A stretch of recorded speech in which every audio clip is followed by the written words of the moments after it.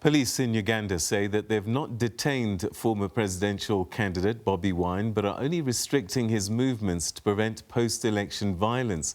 The Ugandan artist turned politician rejected the results of the January 14 polls following a tight race with incumbent President Yoweri Museveni, who was eventually declared the winner. Bobi Wine remains locked up by the military and police at his home in east of the capital, Kampala. His party, the National Unity Platform, however, says it will contest the results of the country's presidential elections.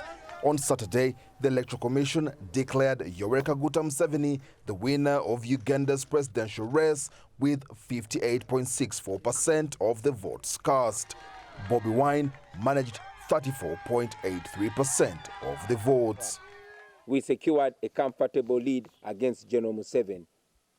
In eastern and central regions, Museveni won very few polling stations, even after massive irregularities. In northern Uganda, we won many areas despite the rigging.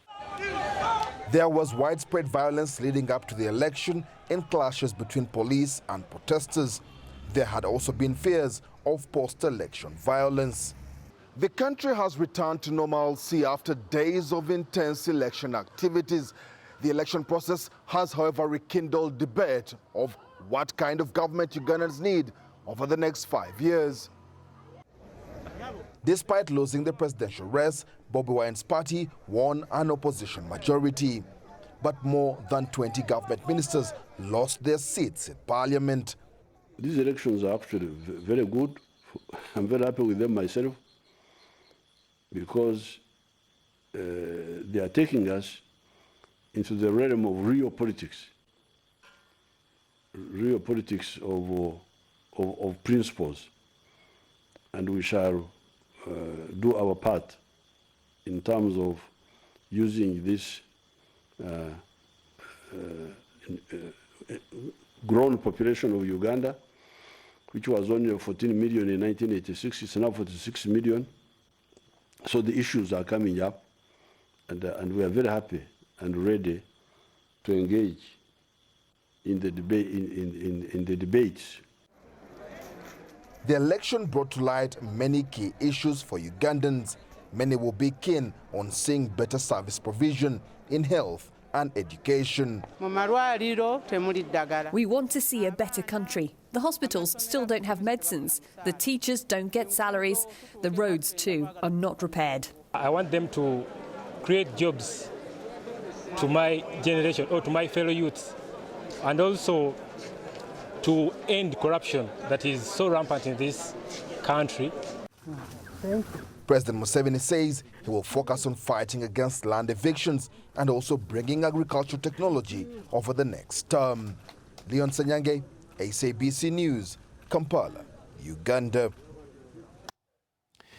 Meanwhile, the US State Department has called for independent, credible, impartial and thorough investigations into many credible reports of irregularities in Uganda's general election. In a statement, the US State Department said that those found culpable of election irregularities should be held accountable. Now, independent researcher and analyst Dr. Frederick Golooba-Mutebi is keeping a close eye on developments in the country, and he joins us now via Zoom from the capital, Kampala. Thanks so much indeed for joining us. Always good to have you on the programme. Last time we spoke, you said that you didn't think that there was any likelihood of much violence after the election, and it seems that's how it's playing out. Yeah, certainly. There have been no reports so far of any violence, at least not from the opposition. However, we are hearing reports from local media sources that there is a spate of rounding up of opposition activists, particularly members of the National Unity Platform that Bobi Wine heads. And apparently, security agencies are suggesting that these are people who threatened to cause violence. And so this is, I think, being floated as some kind of preventive arrest. The only problem is that it seems they are being arrested by people in unmarked cars and sometimes people without any uniforms that would identify them as belonging to one agency or the other. And that is causing a little bit of consternation among members of the public, because these are things that have echoes of Idi Amin's time and Obote's time, when people could be abducted and no one knew who had arrested them. And then suddenly what people would find would be dead bodies. So this is causing some consternation. Why would somebody who won the election so comfortably be worried about an insurrection, post-election violence?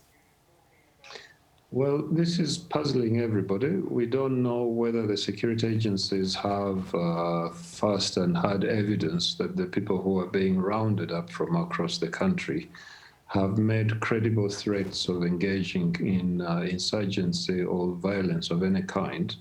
These allegations are coming from the side of the security forces, so we really have no idea one way or the other whether what they're telling the public is true or whether this is just some kind of cover for whatever else it is that they're doing or whatever other reasons they have for rounding these people up. Robert Chagulani, Bobi Wine, is at his house. The police say that he's not been detained, but rather his movements have been restricted. But if you can't leave your house at the pleasure of the police, that is detention, isn't it? Well, yeah, that's one way of looking at it. But also the police could have a point in arguing that they're confining him to his house for his own safety, or for purposes of making sure that he doesn't get into any trouble with forces of law and order. The question is, why aren't they letting people go to visit him? Why is it that his lawyers have been prevented from seeing him? Why is it that members of his party are not able to access him? So I think that those questions should be answered by the security agencies, but so far we haven't got answers yet. I believe that his party headquarters have also been cordoned off, as it were, and that the party leaders that were trying to put papers together to challenge the results have been prevented from doing so. That wouldn't surprise me. I have heard reports of that, although I really have no confirmation of it. But there are also reports that others across the country who had made some effort towards gathering evidence to show that there has been rigging in one place or another have also been rounded up. So it could actually end up being that they're being rounded up in order for the security agencies to prevent them from putting evidence together that they might present in court to support their allegations of rigging. One can't trust things that appear on social media, but there are videos doing the rounds of what looks like ballots being stuffed and things like that. Is there any kind of evidence that's been presented so far by anybody, credibly, of irregularities? Well, I have heard stories of ballot stuffing, but as you said, it's not really prudent to believe what one sees on social media unless one has seen more evidence of it. But yes, there have been some people who are presenting fairly credible evidence of malpractices. For instance, there are people who have been saying that they did not go to vote for one reason or another, but they know for sure that their names were presented as having voted in favor of a particular candidate. So yes, there are people who did not vote, but who it turns out actually voted, even if they were not present at the polling station. So who voted in their place and who did they vote for? There is also this claim that came out in today's newspapers that over 1,200 polling stations in areas considered to be the strongholds of Bobi Wine were not tallied or counted by the Electoral Commission. The Electoral Commission's argument is that even if they had counted and tallied these votes, they would have made no difference. But it seems as if by so doing, they have broken the law, because the law requires them to tally all the votes. And so this probably adds to the arsenal of NUP and Bobi Wine of the evidence that they claim to have to back up their claims of vote rigging. Yeah, people still kind of split in terms of deciding whether these elections were free and fair. I want to draw your attention to the US and the UK. The US seem to be suggesting investigations are required, and they've not committed themselves to say that this was a free and fair election, one way or another. But the UK's language, they've issued a statement, and, you know, I'm just going to quote what they said. They said, the UK government welcomes the relatively calm passing of the elections in Uganda and notes the re-election of His Excellency Yoweri Museveni as president. Is that an endorsement? Well, as you know, diplomatic language can be very difficult to decipher. I think that what they are doing is to acknowledge that according to the results released by the Electoral Commission, President Museveni was presented as the winner. So that's a fact on the ground. It's a fact on paper and in reality. So I don't think that the British have any choice but to acknowledge that as fact. But then they go on to say other things that then kind of dampen what they have said about, their congratulations for President Museveni. Those things suggest that they don't trust entirely that this election was free and fair, and they are calling for they are calling for investigations and urging the government to make sure that these investigations are impartial and that they are conducted in ways that are transparent and so on and so forth. So no, it's not a ringing endorsement, but it's an acknowledgement of a fact that's already on the ground that Ugandans have come to accept, if grudgingly on the part of some. And the language used, relatively calm passing of elections. I mean, people died in the lead up to these elections. How can that be described by anybody as relatively calm? Well, as I said, Peter, diplomatic language can baffle sometimes, but I would think that we should put emphasis on relatively. So it's not completely calm. Relatively calm, I think, is acknowledgement that there were problems. It was not entirely calm, and yeah, certainly the elections on polling day went very quietly and in a very orderly manner. Everybody was lining up and voting peacefully and going home. But the process leading to that day was violent and rough and full of all kinds of things that anybody would look at and say, well, this couldn't have possibly been a free and fair process. So now the figures have been tallied. What does Parliament look like? What does the NUP look like in Parliament? Have they increased their presence? Are they significant? What's it going to be like looking at the House of Parliament? Well, first of all, the ruling party has always been overwhelmingly dominant in Parliament numerically, and that has not changed. They are the largest, by far, the largest party. NUP has until now not had a single MP, because even Bobi Wine himself won a seat in Parliament as an independent candidate, and his party was formed only a few months ago. So they had no representation whatsoever. They did not exist as a political party in or outside of Parliament. And surprisingly, and in many people's opinions, impressively, they have garnered almost 60 seats in Parliament. They are now the second largest party, although they are somewhat eclipsed by independent MPs who are about 73 or 74. But at least as far as parties are concerned, NUP is the second largest party in Parliament.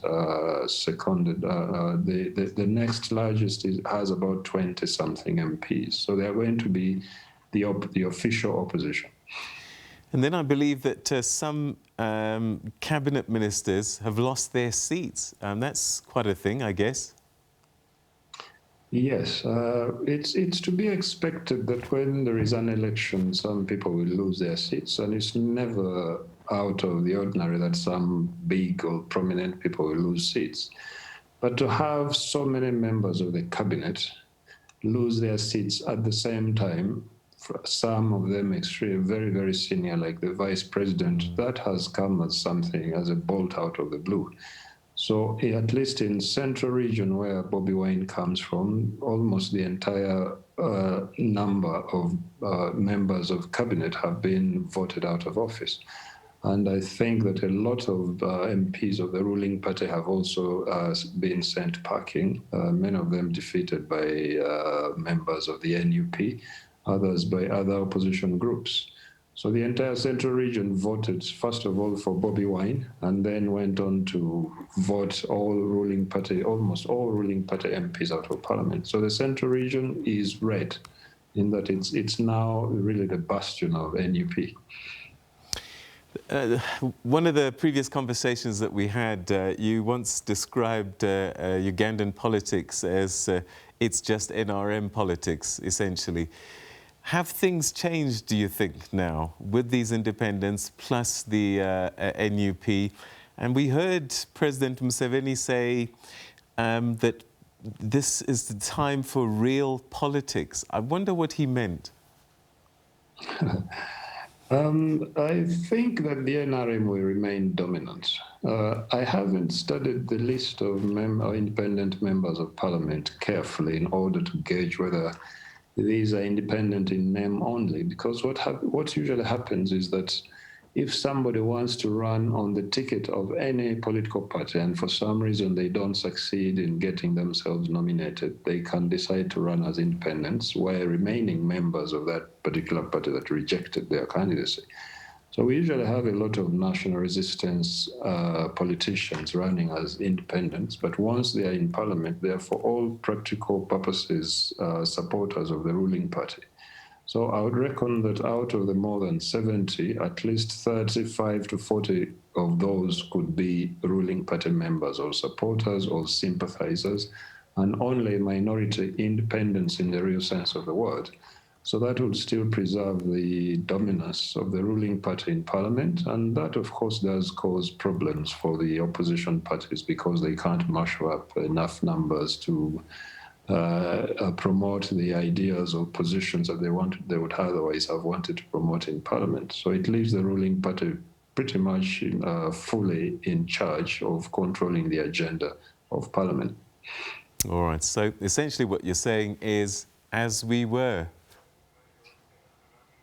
Yeah, we shall pretty much remain as we were. And to go back to the question you posed about what President Museveni meant by now this is going to be real politics, I think what he means is that the ruling party is going to try as much as possible and make sure that everything they want to pass through parliament passes through without any compromise with opposition parties. That's probably what he meant, and I wouldn't be surprised if it is. All right. He's a man who usually wants to get his way all the time, and I wouldn't be surprised if he wants that to continue, even if he wants to accentuate that so that whatever compromises they have made in the past or whatever inclination they have had to make compromises in the past is now not going to be the case. Dr. Frederick Golooba-Mutebi, thank you so much indeed. Your insights always greatly appreciated. Thank you. Pleasure.